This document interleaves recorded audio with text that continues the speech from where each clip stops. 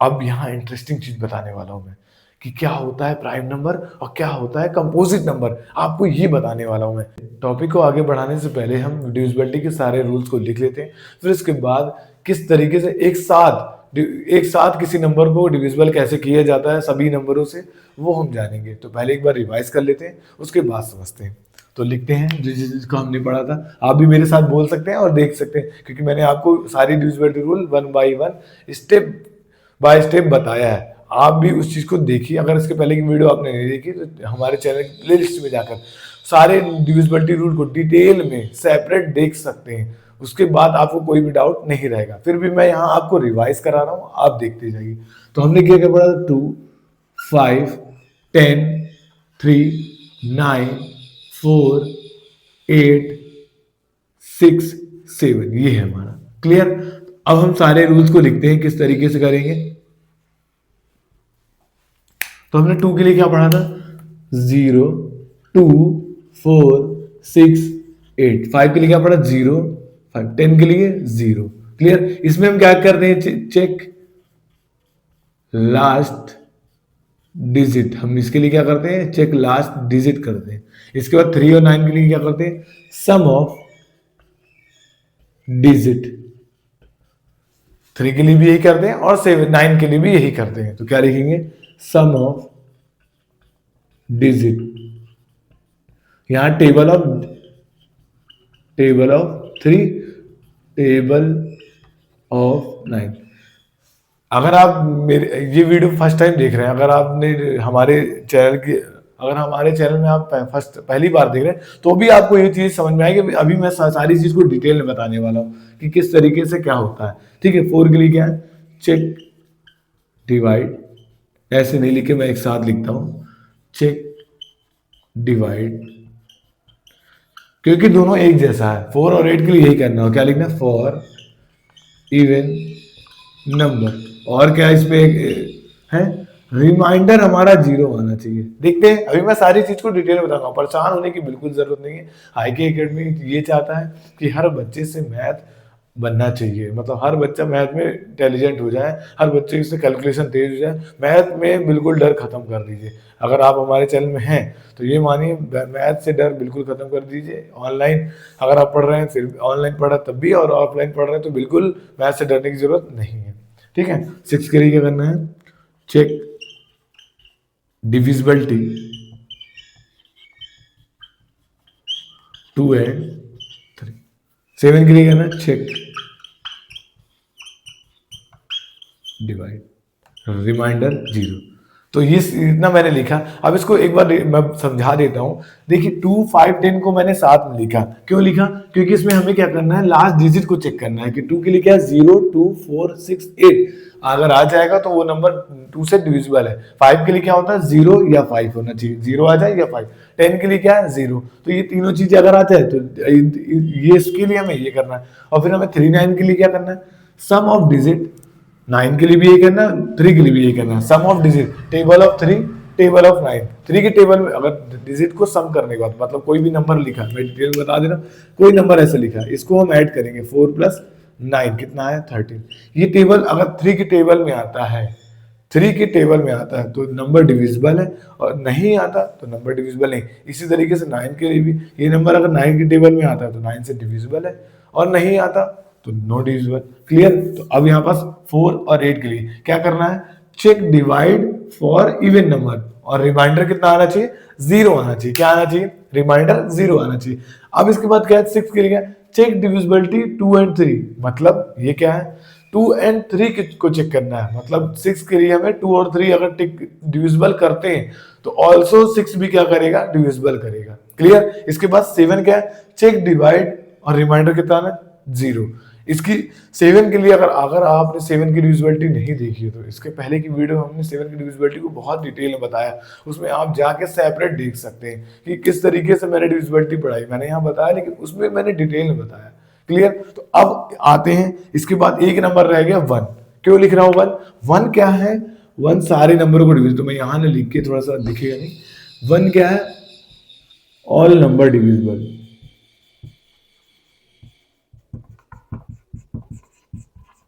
कैसे? All number division, मतलब one एक ऐसा नंबर है जो सभी नंबर को डिविजिबल कर, सभी नंबर को कट कर देगा, ऐसे से काटेगा नहीं, सभी नंबर को काट देगा, सभी नंबर से डिवाइड। क्योंकि देखिए किसी भी टेबल को पढ़ोगे तो 2 1 जा 2, 2 1 जा 2, 1 की टेबल में आता है 1 2 जा 2, भैया 1 की टेबल में सारे चीज आते हैं, 1 2 जा 2, 1 3 जा 3, 1 4 जा 4, 1 5 जा 5, कितने भी चले 1, अगर 1 का मल्टीप्लाई 100, 1 का अगर 100 भी करेंगे तो आएगा ना, आप समझ रहे हैं ना, 1 का मल्टीप्लाई 200 भी करेंगे तो आएगा ना ये। तो मतलब 1 एक ऐसा नंबर है जो सभी नंबर को डिवाइड कर देता है। क्लियर हो गया? तो अब देखते हैं किसी नंबर को लेते हैं, पहले मैं छोटे नंबरों को लूंगा, उसके बाद बड़े नंबरों को बाद में लेंगे, ठीक है। तो छोटे नंबर से क्यों ले रहा हूं वो भी आपको पता चल जाएगा, आप वीडियो के अंत तक बने रहेंगे, आपको सारी चीजें क्लियर लगेगी और आपको समझ में आने वाली है। क्लियर? तो अब देखते हैं, जैसे कोई नंबर लिखा 42, मैं यहाँ से लेता हूँ 42, ठीक। अब 42 नंबर क्या है, तो मतलब ये देखना है कि ये सारे नंबर से डिविजिबल है कि नहीं। इसके लिए क्या करना है, आपको एक फॉर्मेट बनाना है। कैसे? 2 5 10 3 9 6 4 8 7 और यहाँ 42 भी लिख रहा हूँ। क्यों लिख रहा हूँ वो भी बताता हूँ आपको, ठीक है। क्लियर?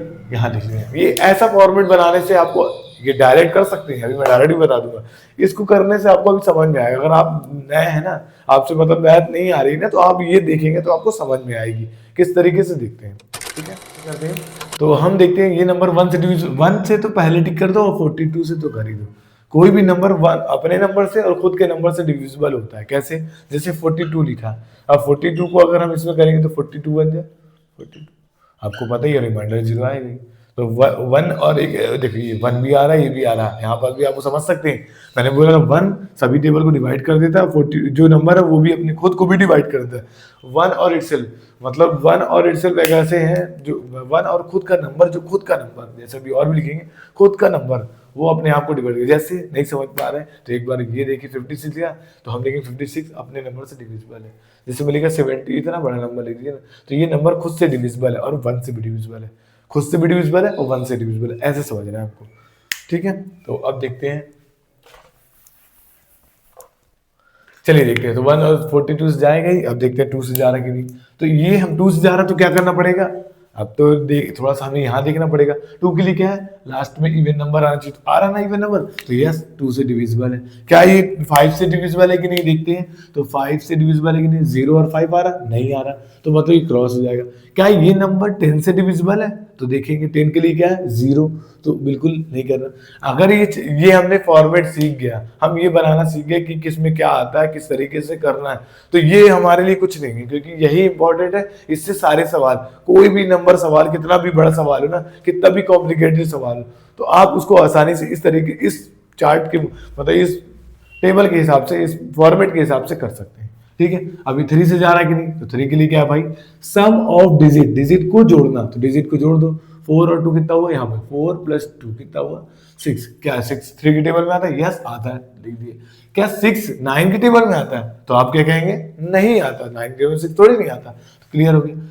अब 6 के लिए क्या देखते हैं, चेक डिविजिबिलिटी 2 and 3, 2 and 3 को देखना है, मतलब 2 से डिविजिबल है और 3 से डिविजिबल है, यस, तो 6 से भी क्या होगा, ऑल्सो डिविजिबल। मैंने बताया था ना, 6 के लिए क्या है, 2 और 3 डिविजिबल करेंगे तो 2 भी हो जाएगा। 6 के लिए क्या है, 2 और 3 डिविजिबल करेंगे तो 6 भी डिविजिबल करेगा। अब 4 के लिए क्या है, 4 के लिए चेक डिवाइड, 4 और 8 के लिए एक ही कहानी है, check divide for even number. तो क्या ये इवन नंबर है, तो मतलब ये 7 से डिविजिबल करके देखते हैं, तो 7 की टेबल 7 6 जा 42, तो 7 से जा रहा है। क्या ये 4 से जा रहा है, तो 4 से करने के लिए कर लेते हैं एक बार, 4 से करें 42 लिए 4 बन जा 4 4 0 0 नहीं आ रहा, मतलब क्लियर हो गया। रिमाइंडर 0 आना चाहिए, तो यहाँ पर देखिए नहीं आ रहा, 4 से भी डिविजिबल नहीं है। 8 से करने के लिए 8 की टेबल 42 आता है क्या, 8 5 जा 40, 8 6 जा 48, तो 8 5 जा 40, तो क्या रिमाइंडर 0 आ रहा है कि नहीं, ये हमें देखना, रिमाइंडर 0 आना चाहिए। क्या यहाँ आ रहा, नहीं आ रहा, तो ये भी कट, ये भी कट। तो अब हम यहाँ पास लिखने वाले हैं, इसको हटा देता हूँ थोड़ी देर के लिए, ठीक। तो इसके बाद देखते हैं कि किस किस नंबर से ये डिविजिबल हो रहा है। यहाँ पास ऐसे इस चीज को ऐसे भी करना है, लेकिन अभी मैंने इसलिए ऐसे बताया कि कोई चीज भूल न जाए, इसलिए मैंने इस फॉर्मेट में बनाया। और देखिए मैंने कितने अच्छे से फॉर्मेट कोशिश किया, 2 5 10 को एक साथ रखा, क्योंकि एक ही नंबर से डिविजिबल होता है, मतलब एक ही रूल्स लगते हैं इसमें। 3 9 के लिए एक ही रूल लगता है, 6 के लिए 2 और 3 देखना पड़ता है, 4 8 7 के लिए डिवाइड करना पड़ता है, बस यही तो सेम है। अब देखते हैं 42 क्या है, 1 से जा रहा है, और किससे, इसको इससे लिखते हैं 1 से जा रहा है, 2 से जा रहा है, 3 से जा रहा है, 6 से जा रहा है, ठीक, जिसमें लगा लिख डालो, आंख बंद करके लिख डालो, ये आ गया। क्लियर? तो अब यहाँ इंटरेस्टिंग चीज बताने वाला हूं मैं कि क्या होता है प्राइम नंबर और क्या होता है कंपोजिट नंबर, आपको ये बताने वाला हूं मैं। इसीलिए मैं ये बताना चाह रहा था बस, क्योंकि डिविजिबिलिटी रूल तो हमने पहले से ही पढ़ लिया, हमने सेपरेट वीडियो बनाई, आप समझ गए होंगे, लेकिन मैं आगे क्या बताना चाह रहा हूँ वो देखिए आप। इसमें देखिए अभी ये क्या है 1 से 40, इसमें ये क्या कहलाता है, पहले एक चीज और बताऊं आपको, ये होता है फैक्टर। 42 का अगर फैक्टर बोलेंगे तो ये होता, और भी होते हैं, बड़े होते हैं, लेकिन अभी हमें इस ही जाना है। तो 42 का फैक्टर क्या है, 1 2 3 6 7 42, इतने नंबर वो होते हैं। अब रही बात प्राइम नंबर और कंपोजिट नंबर की, तो प्राइम नंबर की डिफिनेशन लिखना हो तो लिख लीजिए, चलिए लिख लेता हूं, मैं यहाँ पर लिखता हूँ, बताता हूँ। प्राइम नंबर और यहाँ कंपोजिट नंबर, दोनों चीज लिखता हूँ और आपको समझाता हूँ। कंपोजिट नंबर, प्राइम नंबर क्या होता है, 1 और इट सेल्फ, या जिसके दो फैक्टर हो, ओनली 2 फैक्टर। और यहां पर क्या है, 1 इट सेल्फ और अदर, ये क्या है, मोर देन 2 फैक्टर, दो से ज्यादा फैक्टर। मतलब प्राइम नंबर की डिफिनेशन क्या होता है, जिसके दो फैक्टर होते हैं। यहाँ क्या दो फैक्टर आ रहे हैं, यहाँ तो बहुत सारे, 1 2 3 4 5 6, दो से ज्यादा फैक्टर है। तो जब दो से ज्यादा फैक्टर है उसे क्या कहते हैं, कंपोजिट नंबर। और जब दो फैक्टर होते हैं, अभी करेंगे क्वेश्चन, जब दो फैक्टर आएंगे उसे क्या कहेंगे, प्राइम नंबर। यही होता है प्राइम नंबर और कंपोजिट नंबर। प्राइम नंबर में क्या होता है, दो फैक्टर होते हैं, और कंपोजिट नंबर दो से ज्यादा फैक्टर होते हैं। क्लियर? मतलब कुल मिला के अगर कोई भी नंबर दो से ज्यादा डिविजिबल, 1 और 2 के, 1 और खुद के अलावा किसी से डिविजिबल हो जाते हैं तो वो कंपोजिट नंबर कहलाते हैं, और जो नंबर 1 और खुद से सिर्फ डिविजिबल होते हैं वो प्राइम नंबर कहलाते हैं। एक क्वेश्चन लेता हूं, आप उससे और अच्छा समझेंगे। जैसे लिखे 79 लेता हूं मैं, 79। क्लियर? अब इसको करते हैं, तो पहले मैं इस फॉर्मेट को बना लेता हूं। यहां आपको समझ में आ रहा होगा, 1 2 5 10 3, इसको मैं ऐसे कर दे रहा हूं ताकि आपको समझ में आए। 3 3 9 6 4 8 7 79। तो पहले तो ये कर दो, मैंने बताया ना, ये तो करना है। 1 और खुद तो जाना ही जाना है, बार बार रिपीट करने की बात नहीं, अब समझ गए होंगे, है ना। अब 2 के लिए क्या है, इवन नंबर है क्या, नहीं दिख रहा इवन नंबर, तो क्या 05 आ रहा है इसमें, 5 के लिए, 5 के लिए क्या 05 आ रहा, नहीं आ रहा। क्या 10 के लिए 0 आ रहा, नहीं आ रहा। अब 3 के लिए क्या है, 7 + 9 कर दो भाई, कितना होगा 16। क्या 16 3 के टेबल में आता है, तो आप कहेंगे नहीं आता। क्या 9 के टेबल में 16 आता है, तो नहीं आता। और 6 के लिए क्या है, 2 और 3 हो रहा है क्या, नहीं हो रहा है, तो ये क्रॉस हो गया। 4 के लिए क्या है, इवन नंबर, मतलब डिवाइड करना है, लेकिन इवन नंबर का कंडीशन क्या है, इवन नंबर, तो ये हो ही नहीं रहा। 8 के लिए क्या है, ये भी नहीं हो रहा। अब 7 के लिए क्या है, डिवाइड करना, तो यहां पर अपन डिवाइड कर लेते, कोई चीज रह ना जाए। 7 तो कितना है, रिमाइंडर 0 आ रहा है क्या, नहीं आ रहा, तो मतलब 7 से नहीं जाएगा। तो इसका जो फैक्टर आया वो हमारा क्या है, वो लिखते हैं 1, और किस में टिक लगा, 79। ये देखिए, ये होता है फैक्टर। अब इसके कितने फैक्टर आ रहे हैं, 2 फैक्टर, तो ये क्या कहलाएगा, प्राइम नंबर। मतलब आप समझे प्राइम नंबर क्या होता है, जिसमें 1 और खुद फैक्टर होता है, 1 और इटसेल्फ अपना नंबर होता है, वो कहलाता है प्राइम नंबर। और इससे ज्यादा कुछ और लिखा हो एक्स्ट्रा में, तो वो क्या कहलाएगा, कंपोजिट नंबर। तो ये डिविजिबिलिटी रूल अगर आप सीख लिए तो प्राइम नंबर और कंपोजिट नंबर खुद सीख लेंगे, याद करने की बिल्कुल जरूरत नहीं है, याद नहीं होता है कोई चीज। अगर कोई चीज को अगर आप सेल्फ प्रैक्टिस कर लेते हैं ना, तो चीजें आसान हो जाती है, सेल्फ प्रैक्टिस से ही आसान होती है। आप सोचे कि मैं वीडियो देख लूं और समझ जाऊं, बिल्कुल समझ में आएगा, लेकिन एक बार मैं कहूंगा आप उसको रिटर्न कर लीजिए, रिटर्न करने से चीजें आसान हो जाएगी, आपके माइंड में वो चीजें लॉन्ग टर्म के लिए याद रहेगी। अभी आप वीडियो देख रहे हैं, आपको थोड़ी देर के लिए याद रहेगी, लेकिन अगर आप तो इसको रिपीट कर लिए, रिटर्न कर लिए, लिख लिए, तो वो लॉन्ग टर्म के लिए याद रहेगी। बिल्कुल आपको समझ में आया होगा। तो ये चीज तो करते हैं। अब ये वीडियो लेंथी ना हो, तो इसको आगे का टॉपिक में थोड़ा सा आगे और भी क्वेश्चनों को मैं नेक्स्ट वीडियो में कवर करूंगा, ताकि आपको और चीजें समझ में आए। तो चलिए, उम्मीद करता हूं ये वीडियो आपको पसंद आई होगी। अगर वीडियो पसंद आई तो लाइक करें, सब्सक्राइब करें और शेयर करना ना भूलें। आप शेयर करेंगे तो वीडियो और लोगों को पता चलेगी, डिविजिबिलिटी रूल समझ जाएंगे और मैथ आसान लगने वाली है। IK अकेडमी में अगर आपने चैनल सब्सक्राइब करके रखा है और आपके पास नोटिफिकेशन आ रही है और आप वीडियो को देख रहे हैं और उस चीज से कुछ सीख रहे हैं, तो बिल्कुल आपको कोई चीज़ नहीं भूलने वाली।